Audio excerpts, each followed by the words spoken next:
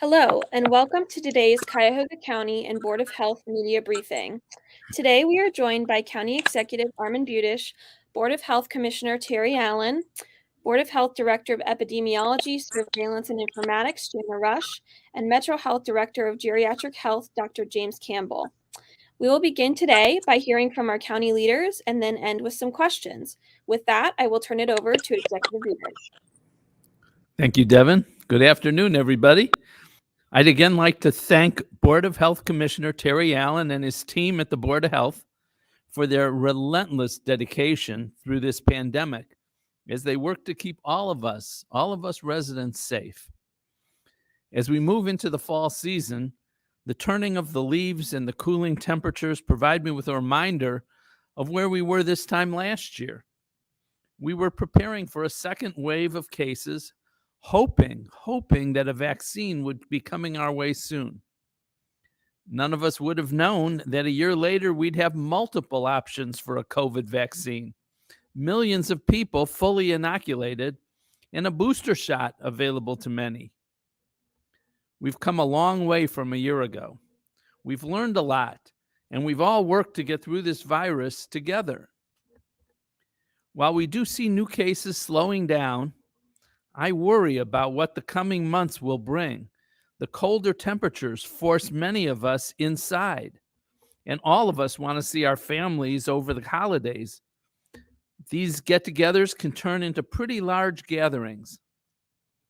Because of this, last year at this time, our cases skyrocketed, and we saw far too many positive cases, far too many deaths. We now have the chance to prevent this. That's by getting vaccinated.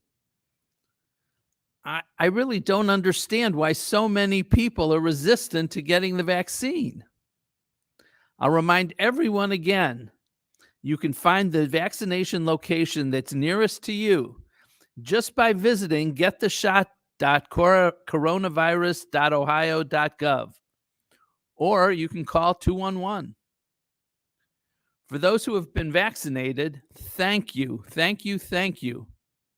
You're a large part of the reason we're seeing this decrease in numbers. Now, we've been receiving a lot of questions about vaccine boosters. The FDA has approved booster shots for certain people who got the Pfizer vaccine. You can't mix and match, and the FDA has not yet approved a booster for Moderna or Johnson & Johnson. So this is just for those who got Pfizer. Luckily, the immunity from Moderna doesn't wane as fast as it does for the Pfizer.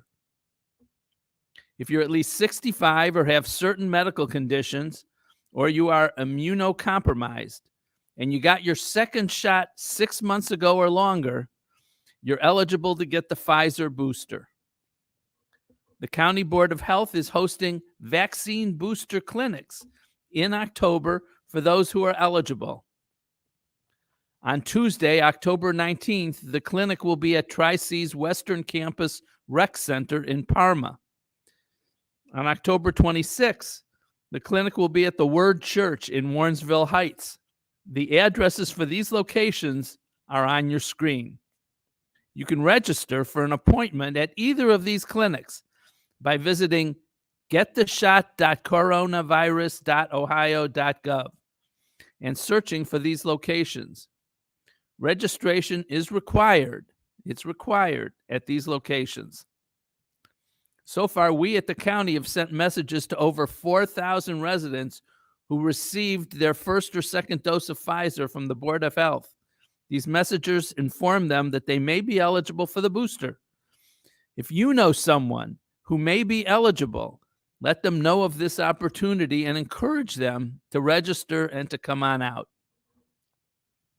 Now, since we're on the topic of vaccines, I also have to remind everyone that flu season is approaching, just what we need now.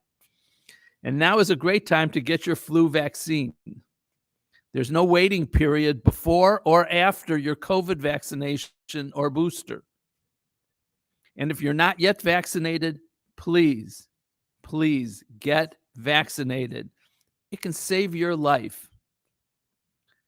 Thank you. And I'll now turn it over to an old friend of mine, Metro Health Director of Geriatric Health, Dr. Jim Campbell, he's going to talk a little bit about the importance of getting the vaccine booster.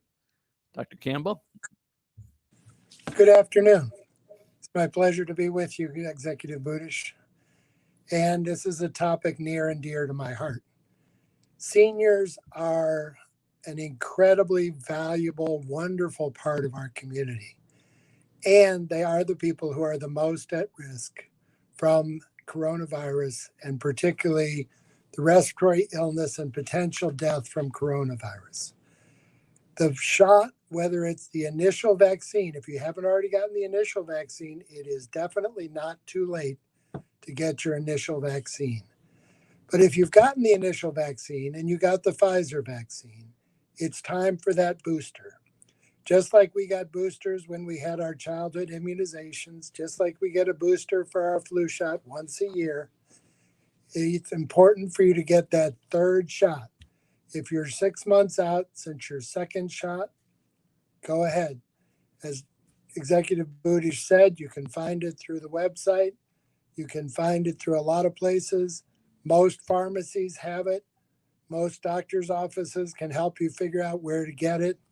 I know Metro Health has figured out everybody who got Pfizer, has sent them a message saying if they're eligible or what date, you're eligible for the third shot on November 14th. Please come and get it. It's a chance to help not only yourself, to potentially save your own life, but also to help save the lives of others.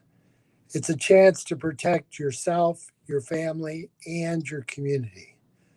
The shot is very, very safe. It has been very, very well studied. And it's a time where we have a chance to really beat this thing. I know we're all a little tired. I know we've been doing this for way longer than any of us hoped we ever would. But it is not time to stop being aggressive about trying to help ourselves and help our community. I'd be glad to field some questions, but I want to turn it over to Commissioner Allen. Thank you. Thank you very much.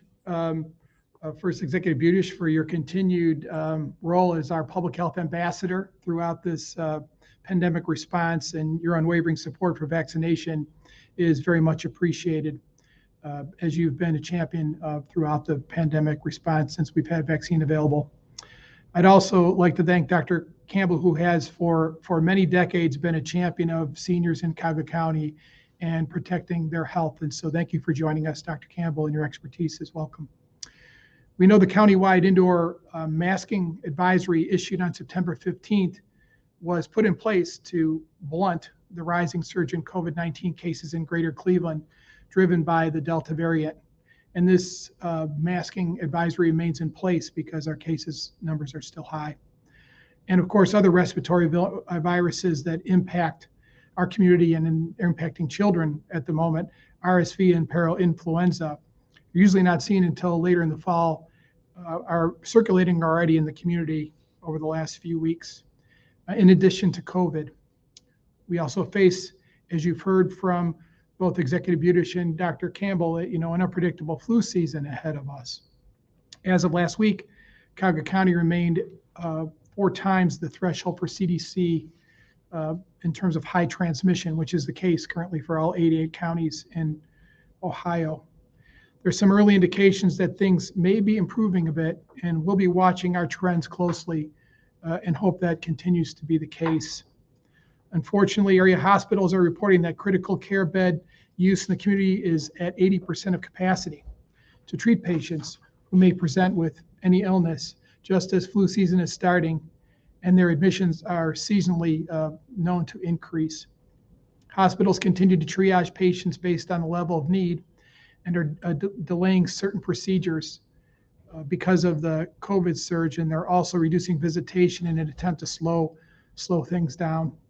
Staffing issues have further exacerbated the situation on the ground in these systems, and so we owe all of our healthcare workers a debt of gratitude for their service and commitment to our community and for their strength and perseverance. Here at the Board of Health, our staff continue to soldier on, and their endurance and commitment to service have always been very inspiring to me personally. We'd also like to remind everyone that this indoor masking advisory remains particularly important for the school setting, where cases among students and faculty continue to be high. Cases in the school environment require isolation and quarantine of students and staff to reduce risk. We know that when we have cases and quarantines, it interrupts the in-person education that we know children need so desperately. And the data is clear. If everyone's masked and distanced in the school environment, the need for quarantining is substantially reduced, allowing kids to stay in school and continue to learn. Children's hospitals across Ohio have been treating higher numbers of kids during this Delta surge and continue to urge schools to adopt universal indoor masking requirements to protect kids and families, keep them safe. If we want to keep our schools and workplaces open and prevent more of our residents from getting COVID-19 and ultimately bring an end to this pandemic, we must meet the imperative to vaccinate more people now and embrace universal masking indoor environments when around others. If you're unmasked and unvaccinated indoors and around others, your risk for contracting COVID-19 is very high and will remain so throughout the coming months. On the vaccination front, about 56% of all residents have been fully vaccinated. And in terms of vaccine equity, about 34% of our African American population and 46% of our Hispanic Latinx population are vaccinated fully. Many of us, therefore, remain unvaccinated and vulnerable to contracting and spreading the Delta variant in the community. And we continue to urge everyone over age 12 and older to get vaccinated as soon as they can. Vaccinations are available in many, many places, at hospitals, local health departments, pharmacies, community health centers, you name it. And please remember, the vast majority of the hospitalizations and fatalities from COVID are associated with unvaccinated people. We share community responsibility to protect each other as much as we can and try to prevent the pain and suffering that's been the burden of so many during the COVID-19 pandemic.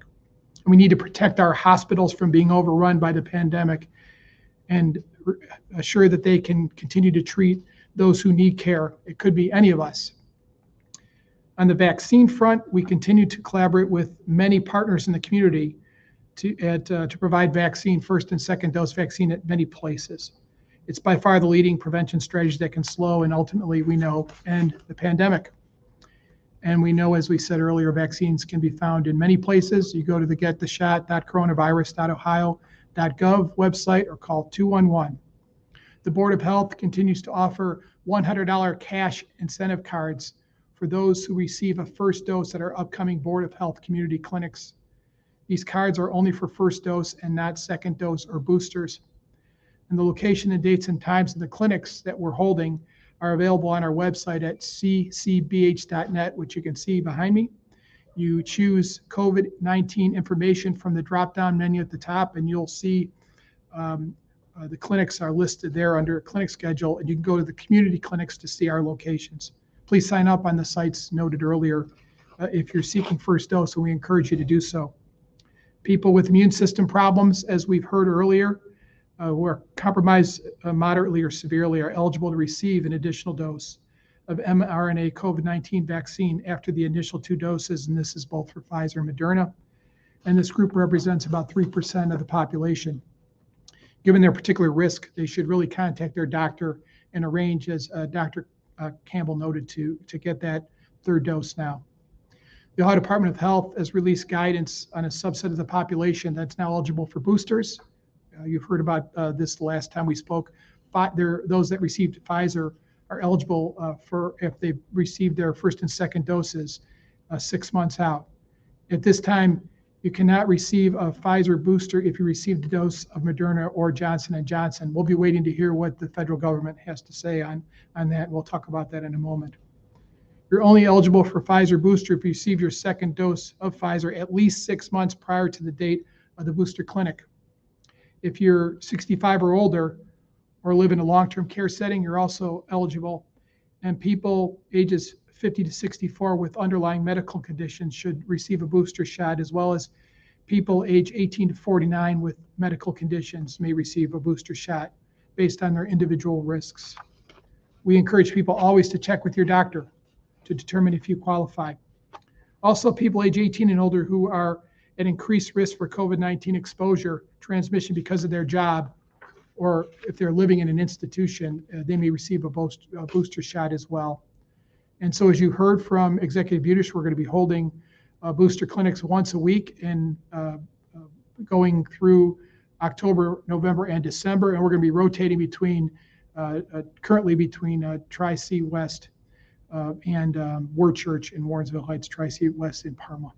And so please go to get the shot. You can also call 833-427-5634. I'll repeat that to schedule a shot, 833-427-5634.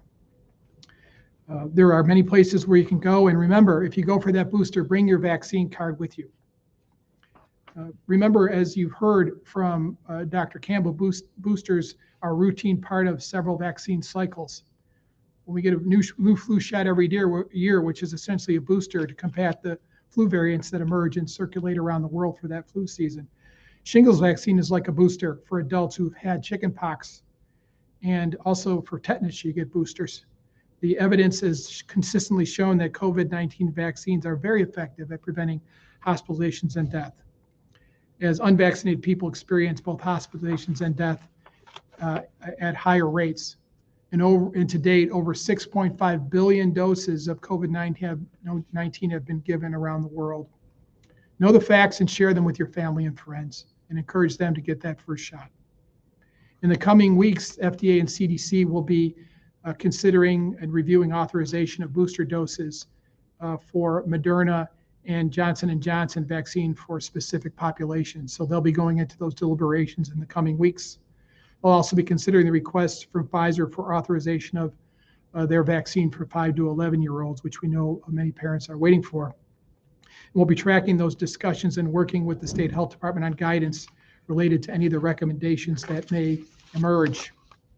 Since fall is here and we talked about flu, roll up your sleeve and get that flu shot now. On the testing front, we remind everyone to get tested if you're experiencing COVID-19 symptoms.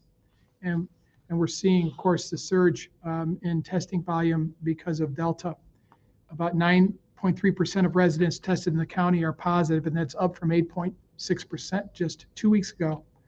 Parents, students, and school faculty administrators, we urge you to go to retail pharmacies to get tested, especially for asymptomatic exposed students and patients. Area libraries are receiving test kits from the state, and you can get them through your area libraries. And hospitals have requested that if you're symptomatic and stable or need a confirmatory test, please go to the outpatient care centers or primary care offices for testing. And do not go to the emergency department for testing. It's important to keep our emergency rooms free to help those most in need. Everyone with a known contact to someone with a confirmed COVID-19 disease should be tested 3 to 5 days after exposure. It's important to isolate if you tested positive for COVID-19 in the prior 10 days, or if you're experiencing COVID-19 symptoms, you should quarantine if you're exposed to someone who's tested positive based on guidance from your local health department. These are proven public health interventions which are key to stopping the spread. Now, I'd like to offer one word before I finish up on House Bill 244. This was state legislation that was passed a few months back that spoke to actually preventing requirements for vaccines in the school setting, among other things. And so from our standpoint, we know that House Bill 244 is set to actually go into effect. And so from a public health standpoint, any effort to prevent schools and universities that choose to require COVID-19 vaccine to protect their staff and students are counterproductive and only serve to prolong this pandemic. Vaccines are widely proven to prevent the spread of infectious diseases that stand in the way of a child's ability to learn. And they protect against mumps, measles, rubella, diphtheria, tetanus, polio, meningitis, and hepatitis, which are among those vaccines already required in schools. And this makes good sense to vaccinate and protect people. So we would discourage that type of legislation at the state level, which will only prolong pandemics and also serve to exacerbate the spread of other infectious diseases. So I thank you for tuning in. At this point, I'll turn things over to our Director of Epidemiology, Surveillance, and Informatics, Jana Rush. Thanks.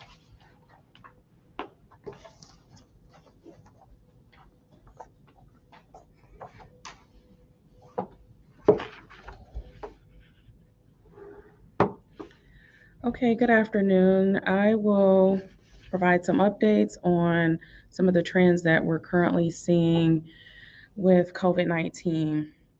So, our current case projections show that our case rates will remain relatively flat over the next 2 weeks. Cuyahoga County is currently ranked 86 out of the 88 counties in Ohio with relation to our case rate. So, we're currently at 400 cases per 100,000 residents. We are still, as Commissioner Allen stated, we are still currently at a high level of transmission throughout the county. And we do encourage mask wearing when indoors and when social distancing is not an option. So, for our cases, our COVID 19 cases are slightly declining within the county. Our 7-day average is currently at 275 cases being reported daily. That's a slight decline of about 10% from early to mid September when our 7-day average was about 300 cases per day. For our hospital admissions, some of our hospitals are reporting capacity concerns within the Northeast Ohio region. Our adult bed utilization, as Commissioner Allen has stated, is at 80%, and our pediatric bed utilization is at 50%. We are at a 7-day average of about 40 admissions per day being reported for COVID 19 hospitalizations. And the patient census each day is at about 370 patients per day that are currently hospitalized in Cuyahoga County with COVID 19. So, sadly, the total number of deaths for COVID 19 has increased over the past month, and we expected that to happen since our case surge started to happen back in August. So, currently, for all of Cuyahoga County, we've had 2,372 deaths reported today in the county. Our highest number reported in a single week was in September for this year. So far, we had 16 deaths reported in 1 week. So that's the highest that we saw prior to the surge that started to happen this fall, and that was back in May. So if you recall, back at the beginning of the year, we were at a high surge coming out of the end of 2020. And so we saw that sharp decline in cases over the summer, and now we're back to what we were seeing in deaths back at the beginning of the spring. And currently, we're averaging about 10 deaths per week currently. And so, again, this is more than double of what we were seeing prior to this fall surge occurring. We were less than 5 per week. In some weeks, we had none at all. For testing, we currently are on the incline, almost 10% positivity rate throughout the county. I know that more testing has come online throughout the state, so it's more widely available. So we may expect for that rate to continue to increase as more people seek out testing who are symptomatic. So for vaccinations, we have remained relatively flat as well over the past several weeks for vaccinations. Throughout Cuyahoga County, we're seeing anywhere from 300 up to 1,000 new total vaccinations completed per day throughout the county. And so that just kind of fluctuates day to day, but that trend has been pretty flat. About 55% of the population is currently fully vaccinated throughout the county. Among those that are 20 and older, we know that nearly 50% or more of those age brackets, those 10-year age brackets, are vaccinated, and that increases with age. So, for instance, we're seeing in our 80 and over population, we have more than 75% of that population is currently vaccinated. So, that's a good sign that we have people who are most vulnerable. Most of those people are currently vaccinated throughout the county. And then something else that we are currently tracking is in relation to our vaccine breakthrough cases. And so we know that about 90% of our breakthrough cases, those are cases that, as a reminder, that they have completed vaccination. So they're more than 14 days out after their second dose in their series, or first dose if they took a first dose series. And so about 9% of those cases are resulting less than 10%. So 9% of those cases are resulting in hospitalization or death among people who are vaccinated. And over 90% of those vaccine breakthrough cases report symptomatic infection. So we know that we can quickly isolate and do contact tracing with those cases as soon as possible due to the Delta variant. So that's what we're currently seeing in our trends with the data for COVID-19. And I will turn it back over for questions and back over to Commissioner Allen. Thank you.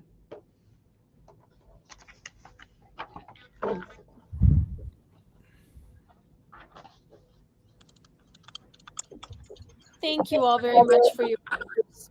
We now have a few minutes for some questions. Please state your name and media organization when asking a question, and remember to stay muted when not speaking. So does anyone have any questions? Hi, this is Anna Huntsman with IdeaStream. Thanks so much for having this today. My question is for Commissioner Allen. Here at IdeaStream, we've been covering the Cleveland mayoral race, and one of the topics that has come up during that time is the future of the city's health department. And an idea that has come across is potentially merging the city's health department with the county. And so I'm curious, are you or have you ever explored this type of merger before with the county and city health department? And where do those plans kind of stand? What's your comment on that? Hi, Anna. Thanks for your question. So I've been here for, 33 years, I guess, so quite a while. So during that time, from time to time, there have been some discussions about ways that the health department can work together. Of course, we worked together very closely during the COVID response on lead hazard control, a range of outbreaks. We've been doing that for many, many years and collaborate as health departments do across the county, in the region. So these are common collaborations that take place. There have been some discussions about ways that we can work together and partner from time to time over the years, and we look for ways to do that. And that's, I think, been pretty standard over quite a few years since I've been here and worked with many different leaders at the Cleveland Department of Public Health over that time. So yes, these discussions take place. We want to work in a way that best fits the needs of the city and fits the needs of those that we all share in serving here in Cuyahoga County. Thank you. Have there been discussions about actually merging the two departments? I know you guys work together all the time. Yeah, we haven't had any of those discussions here. This is not something that any of those discussions have happened, right now or anything being discussed here that we're aware of. Okay, thank you. Sure. Any other questions? All right. Well, thank you very much for your questions. That concludes this week's briefing. Thank you so much for joining us, and we'll see you in a few weeks. Have a great day.